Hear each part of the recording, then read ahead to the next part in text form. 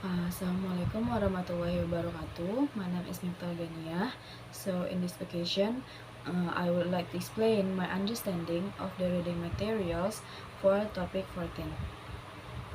So for this time reading material, there are three learning focus. The first one is interaction hypothesis, the second one negative and positive feedback, and then the last one is recast. So let's start with interaction hypothesis. So, the interaction hypothesis introduced by Michael Long in the earlier 1980s. So, it suggests that when people are learning a second language, it's not just about listening to language input like a one-way street. Instead, it's like a two-way conversation that plays a crucial role in the learning. Long argued that when learners interact with others in a way that involves negotiating the meaning of what they are saying, the nature of the language input changes. So it's not just about receiving information, but it becomes a back and forth where learners ask questions, repeat things, and rephrase sentences to make them easier to understand.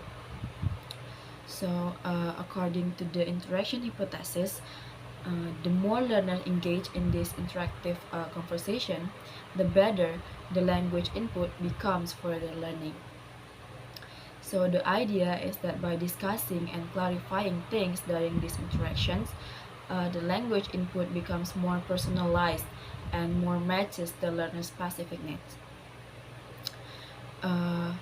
It's like customizing the learning experience to fit each person's unique way of picking up the language. Okay, so that's all about interaction hypothesis. The next one is negative and positive feedback. So, negative feedback is like a helpful correction. It's when someone points out mistakes you make while learning a new language. This helps you know what's right and fix what's wrong. It helps you become aware of error and improve your language skills. In the context of second language acquisition, negative feedback can take various forms such as correction, clarification requests, or confirmation checks. Next is positive feedback. So, positive feedback is like reinforcing and praising correct language use. It's when someone tells you that you did a great job for boosting your confidence. Okay, the last is a recast. So, a recast is specific type of negative feedback. So, it's like a special kind of correction.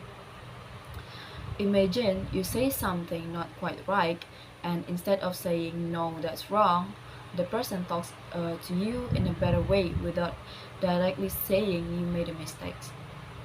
For the example, there's a student saying this: why does the alien attack Earth? And the teacher answered it with this: right, why did the aliens attack Earth? Here, teacher fixed the sentence without saying you're wrong. And this fixing is called a recast. So recasts are cool because they help you learn without feeling bad about making mistakes. It's like learning from a gentle nudge instead of a harsh correction. Another example, the teacher said, what did you do in the garden? And then you answer, cut the tree. And the teacher said, you cut the trees. And were they big trees or were they little bushes? And then you answer it, big trees. So the teacher improved your sentence by saying cut the trees instead of cut the tree, and you pick it up in your next answer by saying big trees. So it's like a cyber way of learning from your mistakes. So I think that's all for me about interaction hypothesis. Um, negative and positive feedback, and then also about recast. So basically, those three learning focus is all connected. It's about yeah, it's about how we learn a second language uh, by getting a feedback from others. So I think that's all from me. Thank you so much for your attention, and I'm sorry for my mistake. Assalamualaikum warahmatullahi wabarakatuh. Thank you for watching.